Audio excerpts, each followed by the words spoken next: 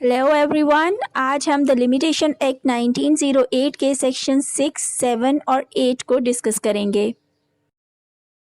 सबसे पहले section 6 legal disability के सब सेक्शन 1 का टेक्स्ट पढ़ लेते हैं जो आपको अपनी स्क्रीन्स पर नजर आ रहा है।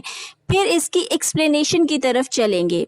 सेक्शन 6 का सब सेक्शन 1 कहता है where a person entitled to institute a suit or proceeding or make an application for the execution of a decree is at the time from which the period of limitation is to be reckoned a minor or insane or an idiot, he may institute the suit or proceeding or make the application within the same period after the disability has ceased, as would otherwise have been allowed from the time prescribed therefore in the third column of the first schedule or in section 48 of the Code of Civil Procedure 1908. Section 6 की interpretation की तरफ जाने से पहले आपको बता दूं कि सेक्शन 6, 7 और 8 are supplementary to each other. आप इन तीनों को एक्सक्लूसिवली अप्लाई नहीं कर सकते। आगे हम देखते हैं कि कैसे। अब ज़रा लिमिटेशन पीरियड की रेकनिंग के हवाले से जनरल रूल देख लेते हैं जो हमें ये बताता है कि अगर एक मर्तबा कॉज ऑफ एक्शन अराइज होने पर लिमिटेशन पीरियड रन होना स्टार्ट हो जाए तो वो स्टॉप नहीं हो सकता। जैसा कि अभी हमने सेक्शन 6 का सब सेक्शन 1 पढ़ा जो हमें सिंपली इस जनरल रूल की एक्सेप्शन बताता है। यहाँ ये पॉइंट याद रखें कि सेक्शन 3 में हम पढ़ चुके हैं कि सेक्शन 4 से 25 तक के सेक्शंस जनरल रूल के एक्सेप्शंस हैं और सेक्शन 6 भी इन्हीं एक्सेप्शंस में से एक है। अभी हम सेक्शन 6 में दी गई एक्सेप्शन को डिस्कस कर रहे हैं तो टॉपिक की तरफ वापस आते हैं। देखें, सेक्शन 6 के सब सेक्शन 1 में लीगल डिसेबिलिटी इस जनरल रूल की एक एक्सेप्शन है जो 3 किस्म की है, माइनॉरिटी, इंसेनिटी और इडियोसी। अब देख लेते हैं कि इस सेक्शन को एक्ट का पार्ट बनाने का मकसद क्या था। इस सेक्शन को लिमिटेशन एक्ट का पार्ट बनाने का मकसद लीगली डिसेबल्ड पर्सन्स के राइट्स को तहफ़्फ़ुज़ देना और इनके लिए आसानी पैदा करना था, क्योंकि नॉर्मल अफराद की तरह ऐसे अफराद भी स्टेट की जिम्मेदारी होते हैं। लेकिन आगे बढ़ने से पहले हमें लीगल डिसेबिलिटी को समझना होगा कि ये क्या चीज़ है। इस सेक्शन की प्रोविजंस के तहत लीगल डिसेबिलिटी का मतलब ये है कि कोई इंसान जिसकी फेवर में राइट टू सू एक्रू हुआ हो लेकिन उस वक़्त वो अपनी माइनॉरिटी, इंसेनिटी या इडियोसी की वजह से अपने मुखालिफ पार्टी को सू ना कर सके। अब लीगल डिसेबिलिटी का इफेक्ट देख लेते हैं। याद रखें, लीगल डिसेबिलिटी लिमिटेशन पीरियड को सिर्फ एक्सटेंड करती है, इसे रन होने से रोकती नहीं है। इफेक्ट्स के साथ साथ हम लीगल डिसेबिलिटी के इंग्रेडिएंट्स को भी देख लेते हैं। सेक्शन 6 की प्रोविजंस की एप्लीकेशन के लिए ज़रूरी है कि लीगल डिसेबिलिटी कॉन्टिन्यूस हो। अगर डिसेबिलिटी सिर्फ 2-4 दिन की होगी तो सेक्शन 6 अप्लाई नहीं होगा।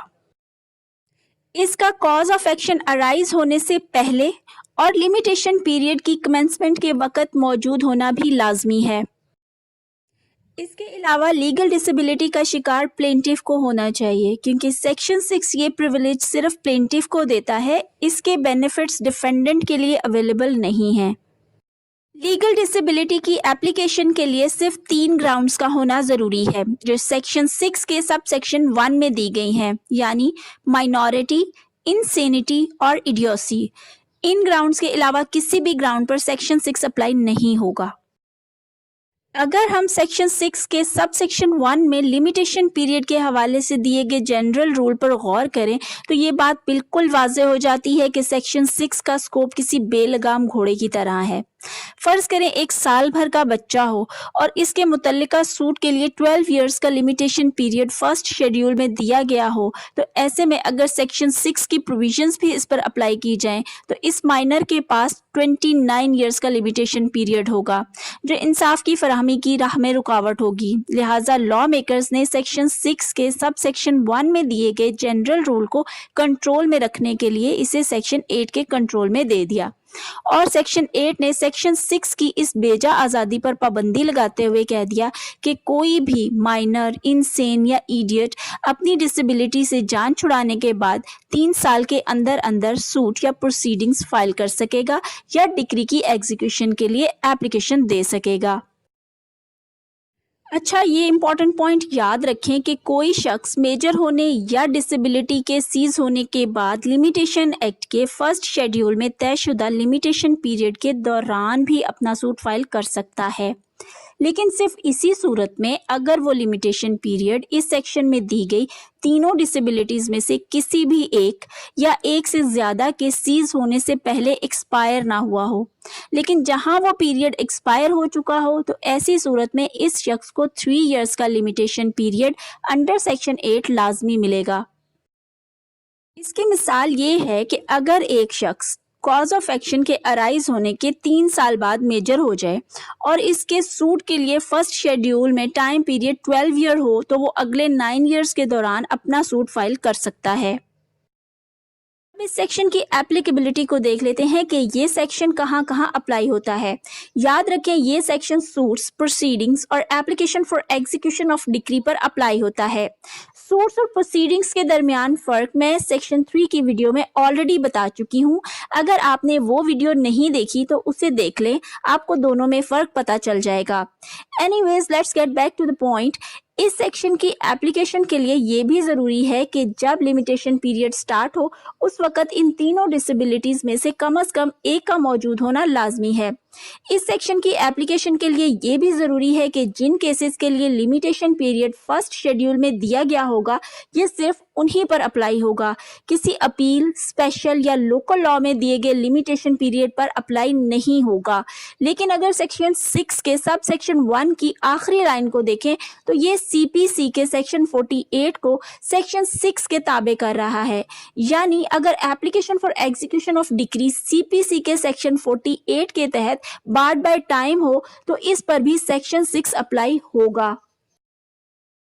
अब सेक्शन 6 के सबसेक्शन 2 की तरफ मूव करते हैं, जो कहता है कि एक शख्स जो लिमिटेशन पीरियड के स्टार्ट होने के टाइम पर या यूं कह लें कि कॉज ऑफ एक्शन के अराइज होने के वक्त एक साथ 2 डिसेबिलिटीज का शिकार हो या एक की मौजूदगी में दूसरी का शिकार हो जाए तो वो इन दोनों डिसेबिलिटीज के सीज होने पर इसी मुद्दत में सूट फाइल कर सकता है जो सेक्शन 6 और सेक्शन 8 के तहत डिटर्मिन्ड है।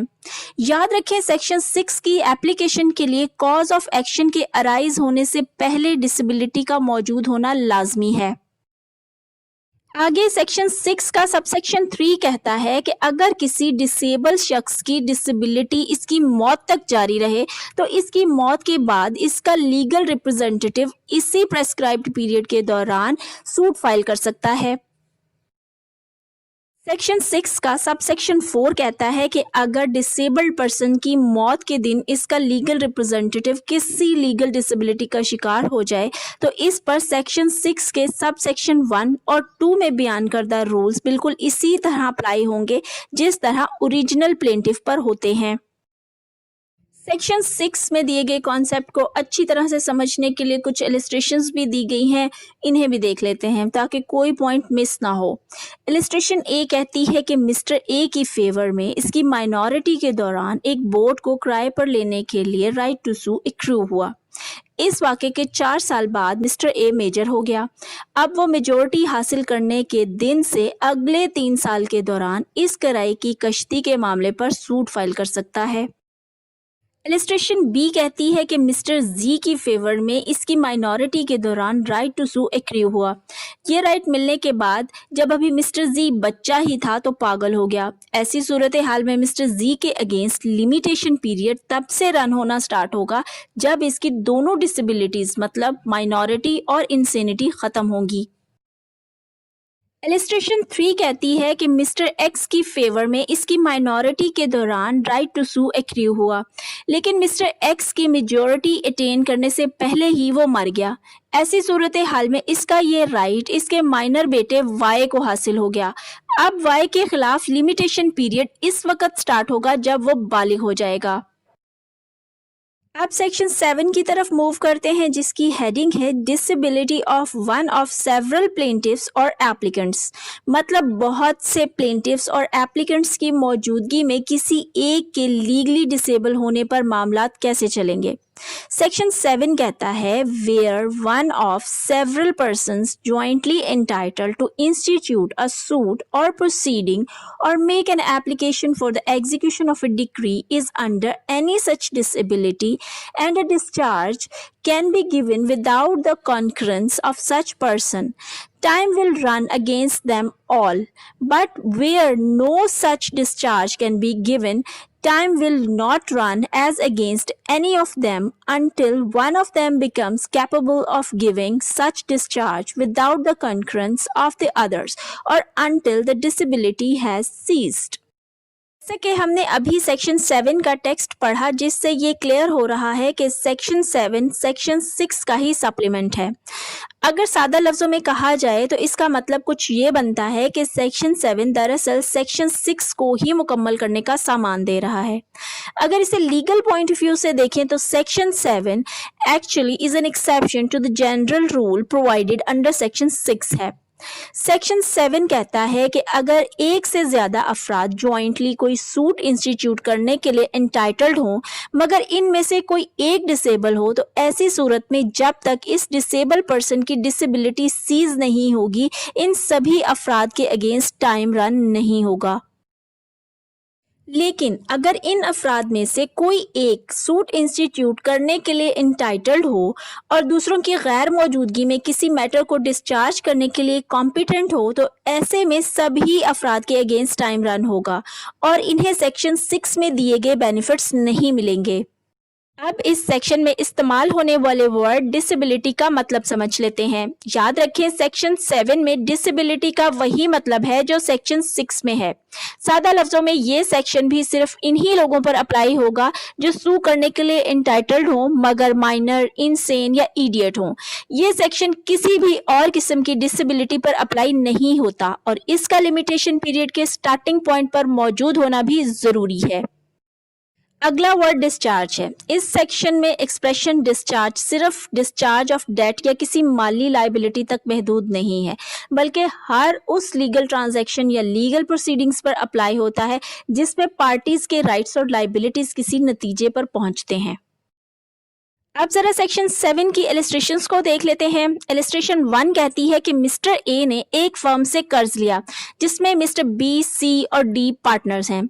पार्टनर्स में से मिस्टर बी इनसेन और मिस्टर सी माइनर हैं, लेकिन मिस्टर डी, मिस्टर बी और मिस्टर सी की मर्जी के बगैर भी मिस्टर ए को इस कर्ज से डिस्चार्ज कर सकते हैं। ऐसे में टाइम मिस्टर बी, सी और डी तीनों के अगेंस्ट एक साथ रन होगा। इलिस्ट्रेशन बी कहती है कि मिस्टर ए एक फर्म से कर्ज लेते हैं जिसके मिस्टर ई, एफ और जी पार्टनर्स हैं। मिस्टर ई और एफ इनसेन हैं जबकि मिस्टर जी माइनर हैं। इस सूरत हाल में टाइम इन तीनों में से किसी के भी अगेंस्ट इस वक्त तक रन नहीं होगा जब तक कि मिस्टर ई या एफ का जहनी तवाजुन ठीक नहीं हो जाता या मिस्टर जी बालिग नहीं हो जाता। अब सेक्शन 8 की तरफ चलते हैं जो स्पेशल एक्सेप्शंस के बारे में है। सबसे पहले सेक्शन का टेक्स्ट देख लेते हैं जो कह रहा है nothing in section 6 or in section 7 applies to suits to enforce rights of preemption or shall be deemed to extend for more than 3 years from the cessation of the disability or the death of the person affected thereby, the period within which any suit must be instituted or application made. जैसे कि हमने अभी section 8 को पढ़ा जिसका पहला हिस्सा हमें क्लियरली बता रहा है कि सेक्शन 6 और सेक्शन 7 की प्रोविजंस प्रीएम्पशन सूट्स पर अप्लाई नहीं होंगी। याद रखें, प्रीएम्पशन सूट फाइल करने के लिए लिमिटेशन 4 मंथ्स है जो द पंजाब प्रीएम्पशन एक्ट 1991 में दी गई है। लिहाजा अगर किसी माइनर या इनसेन या इडियट को राइट ऑफ प्रीएम्पशन हासिल हो जाता है तो इसके लिए सेक्शन 6 और 7 में दिए गए बेनिफिट्स अवेलेबल नहीं होंगे। सेक्शन 8 दरअसल किसी माइनर, इनसेन या इडियट को एक पर्सनल प्रिविलेज दे रहा है। सेक्शन 8 एक्चुअली सेक्शन 6 की एक्सेप्शन है। जैसा कि हम सेक्शन 6 में पढ़ चुके हैं कि अगर हम सेक्शन 6 और सेक्शन 8 को एक साथ मिलाकर पढ़ें तो हमें पता चलता है कि सेक्शन 8 सेक्शन 6 की प्रोविजंस पर रोक लगाते हुए इन्हें 3 साल की मुद्दत तक महदूद कर रहा है, जिसमें एक माइनर, इनसेन या इडियट अपने सूट को फाइल करने की लिमिटेशन गुजर जाने के बावजूद इस लीगल डिसेबिलिटी के सीज होने पर अगले 3 साल के दौरान अपना सूट, प्रोसीडिंग या एप्लीकेशन फाइल कर सकता है। दूसरी तरफ ये सेक्शन लीगल डिसेबिलिटी का शिकार किसी शख्स को इस डिसेबिलिटी के सीज होने पर ऑर्डिनरी लिमिटेशन पीरियड में सूट फाइल करने से भी नहीं रोक रहा। मतलब ये कि अगर किसी शख्स के पास लीगल डिसेबिलिटी से निकलने के बाद सूट फाइल करने के लिए लिमिटेशन एक्ट के फर्स्ट शेड्यूल में दिए गए लिमिटेशन पीरियड के हिसाब से लिमिटेशन पीरियड अवेलेबल हो तो इसमें अपना सूट फाइल कर सकता है। इसके लिए सेक्शन 6 और सेक्शन 8 की प्रोविजंस को फॉलो करना जरूरी नहीं है। लेकिन सेक्शन 8 को मजीद तफसील के साथ समझने के लिए इसमें दी गई इलस्ट्रेशंस को भी देख लेते हैं। इलस्ट्रेशन ए कहती है कि मिस्टर ए को इसके बचपन में एक लेगेसी के लिए राइट टू सू मिला। वो इस राइट के मिलने के 11 साल बाद बालिग हुआ। इसके पास ऑर्डिनरी लिमिटेशन पीरियड 1 ईयर था, लेकिन अंडर सेक्शन 6 एंड 8 इसे मजीद 2 साल की एक्सटेंशन मिलेगी, जिससे मेजोरिटी अटेन करने के बाद इसे 3 साल का लिमिटेशन पीरियड मिलेगा, जिसमें वो अपना मुकदमा दायर कर सकता है। इलस्ट्रेशन बी कहती है कि मिस्टर ए की फेवर में एक हेरिडिटरी ऑफिस के लिए उस वक्त राइट टू सू एक्रू हुआ जब वो इनसेन था। इस अक्रेंस के 6 साल बाद वो ठीक हो गया। अब सूरत हाल ये थी कि मिस्टर ए के पास ऑर्डिनरी लॉ के तहत इसका जहनी तवाज़ुन ठीक होने की डेट से लेकर 6 इयर्स का लिमिटेशन पीरियड था, जिसमें वो सूट फाइल कर सकता था।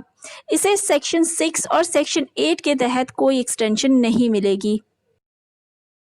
इलस्ट्रेशन सी कहती है कि मिस्टर ए की फेवर में एक लैंडलॉर्ड की हैसियत से एक टेनेंट से कब्जा हासिल करने के लिए राइट टू सू उस वक्त एक्रू हुआ जब वो इडियट था।